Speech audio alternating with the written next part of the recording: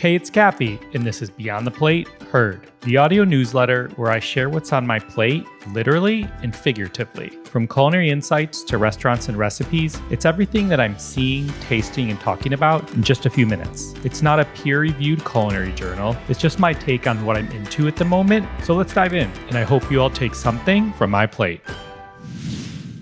Okay, so first up is Batiwala by Chai Pani. Batiwala is an Indian street food restaurant inside the Optimist Hall in Charlotte, North Carolina. And Batiwala is from chef Mehirwan Irani, who's a friend of the podcast and joined us on Beyond the Plate back in season 10, episode 17. We actually featured him in a special episode that we did with Kikoman. So Mehirwan has built one of the country's most celebrated Indian restaurant groups, and Batiwala is his homage to the Irani cafes of India that helped shape his family's story and his love of food. So I happen to be in Charlotte for the Refed Food Waste Solutions Summit, which I mentioned on Heard weeks ago. And when I landed, I was starving. And I knew Chef Mehirwan had some spots in Asheville, North Carolina. So I basically had my fingers crossed that he had something in Charlotte as well. Thankfully, he did. So I had Batiwala delivered straight to my hotel room. I ordered a bunch of things, but a couple standouts for me were the Gobi 65 and the MG Road Wings. Now, Gobi 65 is a crispy cauliflower dish that was seasoned with curry leaves, ginger, red chili, and coriander. Really delicious. And then the wings were dry rubbed with chilies, lime, and spices, and they were served with a curry leaf ranch. Also delicious. Overall, it was fantastic. And as I heard Chef say in a video, he'd argue that Batiwala for takeout is arguably as good as eating in the restaurant. And before I move on, I want to give a congratulations to Chef Mehirwan on his latest cookbook called The #1 Best Indian Cookbook in the World, which has at-home recipes from the streets, truck stops, villages, and palaces of India. So if you enjoy Indian food and great food stories, add that book to your list. You can find all the links and handles I mentioned in the show notes.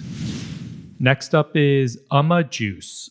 Juice is a Korean-inspired juice brand created by a mom who wanted to make something she felt good about giving her family. So this one was sent to me by a Beyond the Plate Heard listener in Austin, Texas. And I really always appreciate hearing from listeners who reach out and take the time to share a product or restaurant or ingredient or charity that they discover. And this one caught my attention. The word spelled UMMA. I hope I'm pronouncing that correctly and doing justice. It means mom in Korean. And the brand was inspired by the founder, whose name is Angie, by her experience as a parent. She created Juice to bring together the great flavors and trusted ingredients and a little bit of comfort and care that she remembers from her childhood. And as a parent, you likely have picked up that I'm always intrigued by products that can help open kids' eyes and their palates to flavors and ingredients and cultures too, quite frankly.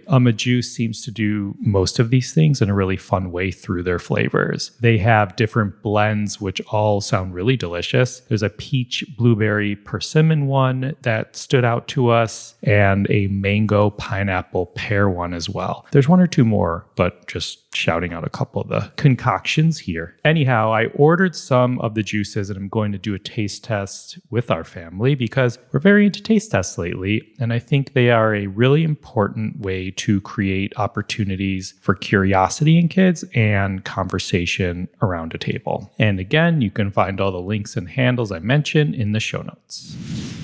Next up is oatmeal raisin cookies. All right, so my 7-year-old daughter, Ella, wanted to make oatmeal raisin cookies as an end-of-year gift for her teacher because they happen to be her teacher's favorite cookie. And as I often do, I went down the rabbit hole researching recipes, different bakers, different versions that looked especially promising as a cookie, because as you could imagine, thousands of cookie recipes out there, of course. But when I came across this oatmeal raisin cookie recipe from Melissa Clark at the New York Times, I had a feeling it would be a winner. And it was. I feel like I featured at least one or two other recipes from Melissa Clark in the past. But, once you find that trusted recipe writer or trusted recipe from someone that just works, you go back to it. So I should mention our friends Jody and her family were visiting us from Houston while we were making these cookies, and oatmeal raisin cookies happen to be one of Jody's favorites too. So between Ella's teacher and Jody and the rest of us, I wasn't too worried that we would have cookies laying around the house. But this recipe was just really good. These cookies were more on the soft side, which I feel like an oatmeal raisin cookie should be. And they were just a nice balance of the oats and the raisins and the warm spices. There's nothing crazy or exotic in there. It was just, like I said, overall really well balanced. And I do want to shout out, I know there has been a lot of cookie talk lately here on the pod between Field's Good Cookies that we mentioned last episode and another recommendation that recently came across my radar. So maybe you can expect even more cookie talk coming soon.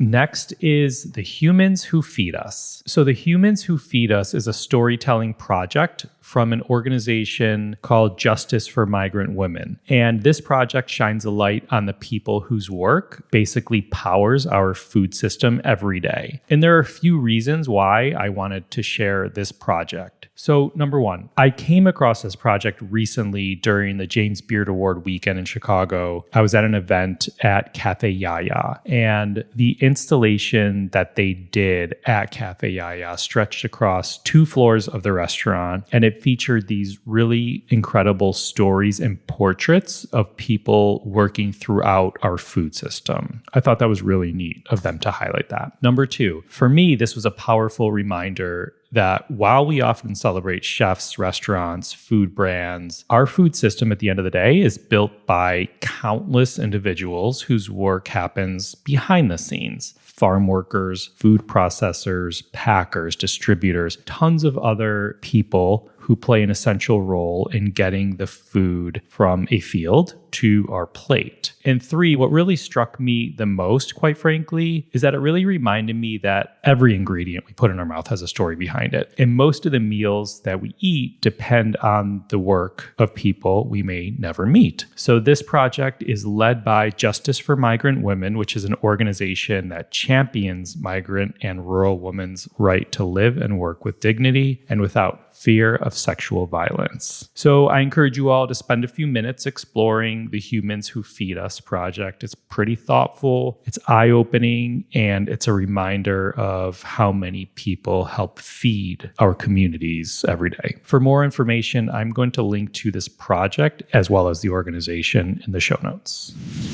Next up is all things soft serve ice cream. I'm not exactly breaking news here, folks, but I am fully on board with what I feel like is this recent wave of creative meets nostalgic soft serve flavors and combinations. I'm not talking like a new frozen yogurt place or soft serve place. I'm talking like good ass restaurants doing really cool things with soft serve. So I was inspired because I recently came across a soft serve list put together by the Instagram handle at Yes Chef Guides. Now, I'm not generally much of a list guy, but this one got me. It highlighted a number of different restaurants and the really unique soft serve flavors that they are doing around the country. And some looked so dang good. So I reshared one of the soft serve photos and started getting some great messages from chefs around the country suggesting more and other places and soft serve flavors. A lot of them sharing like their favorite versions, which was really fun. But the one that kind of pushed me to include it here was what Chef Dominique Ansel is doing at his Papa d'Amour in New York City. I've talked about that bakery in a far back past episode, but he's doing this elote sweet corn butter soft serve that looks ridiculous. Check out their Instagram. And if you're in New York, check out that flavor. I don't know if it was like a limited time weekend type thing, because I know they do that there often. They have a butter shell soft serve, which sounds rich and delicious, but I think this was just like a variation. So later this month, I'm going to be going on a soft serve tour. So come join me. I'm just kidding. I'm not going on a soft serve tour, but I want to.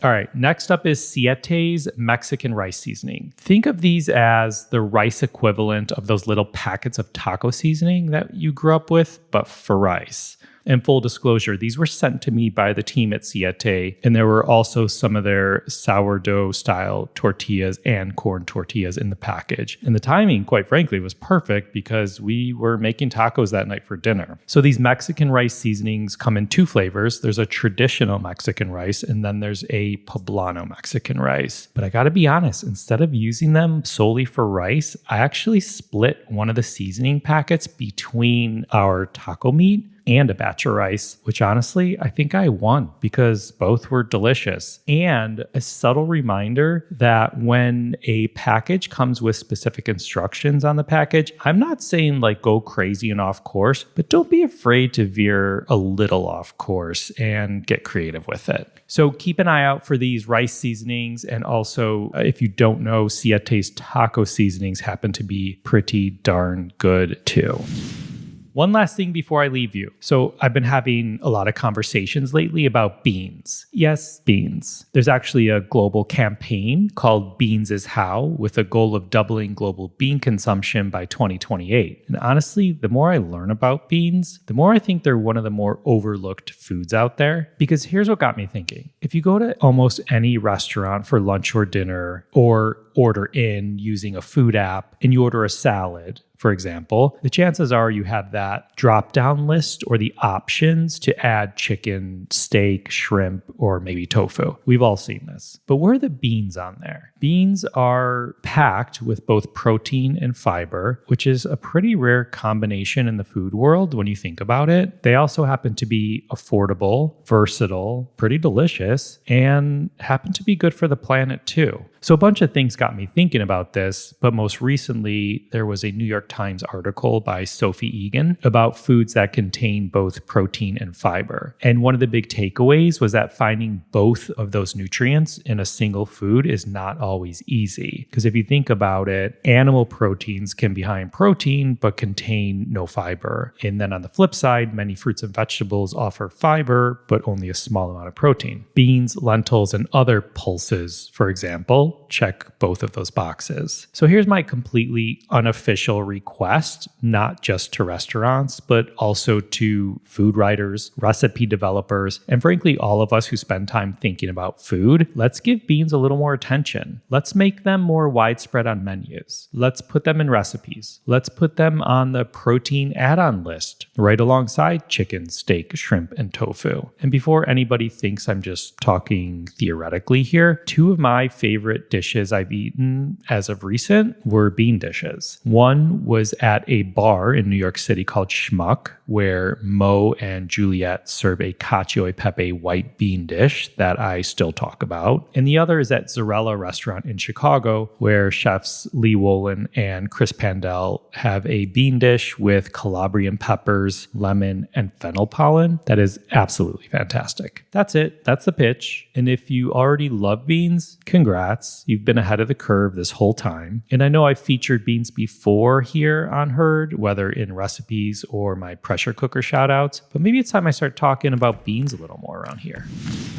Thanks for listening to Herd, a production of Beyond the Plate. You can find all the links and handles I mentioned in the show notes. If you like this, then tap the follow button and tune in for more Herd, where I share what I'm seeing, tasting, and loving lately in food and hospitality. And if your friends and family may enjoy it, I hope you will share it with them. Until next time.